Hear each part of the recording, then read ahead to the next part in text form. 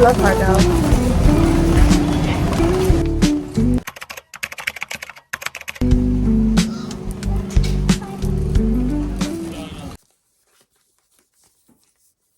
Study for Obedience by Bernstein. I'm not really liking it. This essentially tells the story of a woman who moves to the country of her ancestors to aid her brother whose wife and children just left him. He owns property there, so she moves to help him care for it. However, within the first couple of days of her being there, he has to leave her business and she's left alone to care for things by herself. Weird things start happening, and that's all I can really say. I had really high expectations for this one because I've heard such great things, both from people I know as well as just review platforms such as Goodreads. But this just isn't doing it for me. I'm about 93 pages in and there hasn't been an ounce of dialogue. There are conversations being had.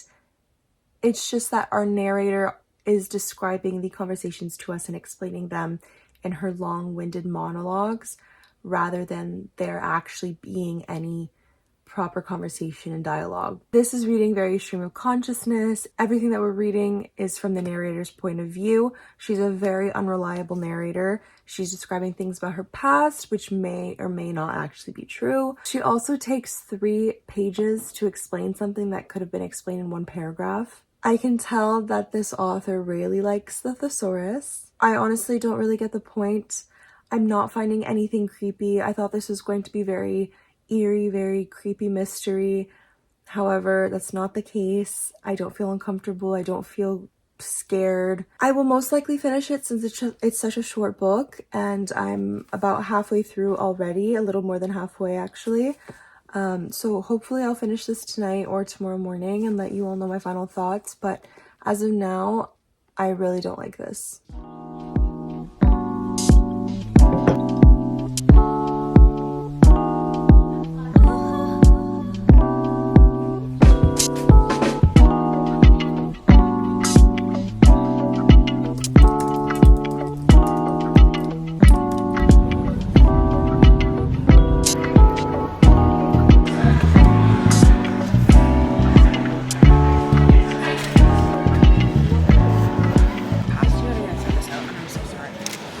That's okay.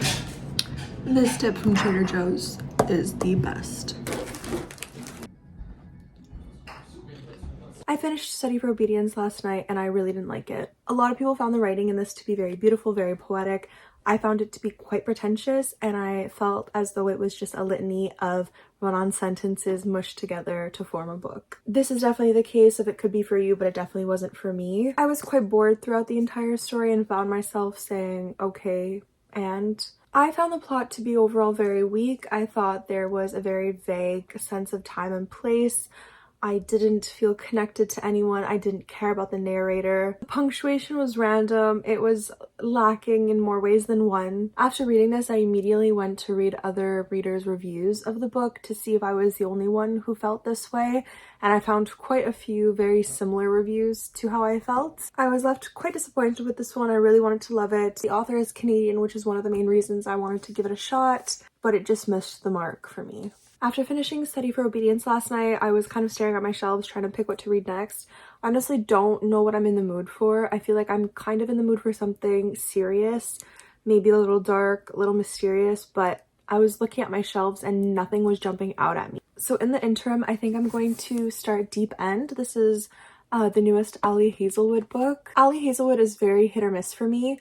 I'm not a huge romance reader, but I do love a good romance here and there. I read The Love Hypothesis a couple years back, I think in 2021, and I really loved it. I have a couple editions on my shelf just because it's definitely one of my favorite romances that I've read. And I also really enjoyed Bride.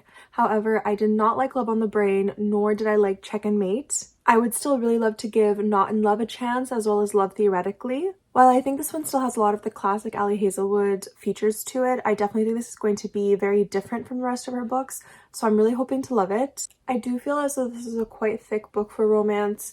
All the romance books that I've read, other than maybe like Haunting Adeline, they are quite on the thinner side, usually around the 300-350 page mark. This is around 430, I think. So it's a little bigger, but hopefully it's good and I get sucked in. If I start reading this and I'm not vibing, I think I'm just going to temporarily put it down, because I do think I will really enjoy it. I think it just might not be the right time for it right now. but let's give it a shot and see how I'm feeling.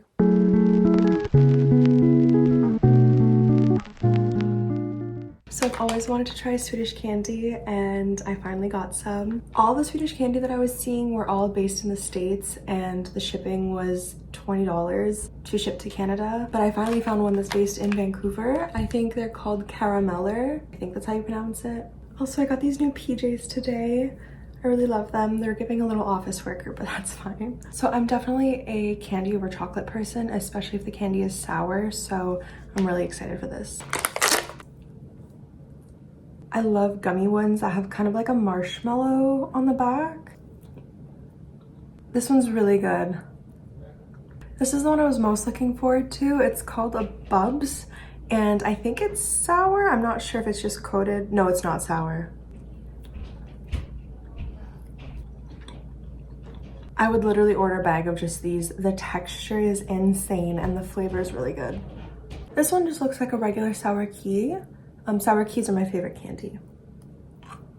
This kind of tastes like Coke bottles, like the little Coke bottle gummies. I think this is another one of the Bubs, and I think this one is supposed to be sour.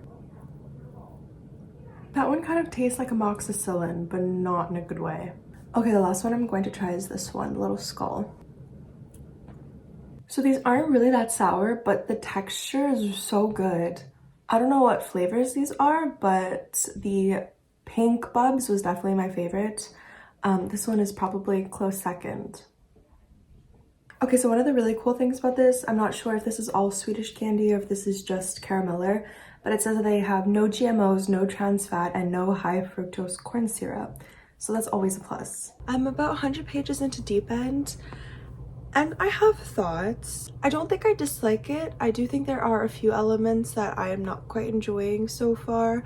There's a trope in here that we're introduced to very early on, and it's not my cup of tea. I also find that in a few of Ali Hazelwood's more recent works, she uses a lot of terms and references to try and be relatable in a way, but I think it's missing the mark for me. Aside from my problems with the writing and the trope that I mentioned that I dislike, I am having a good time reading it. Like I said, I'm 100 pages in. I kind of just sat down and next thing you knew, 100 pages passed. I'm going to try and get some more reading done before bed now.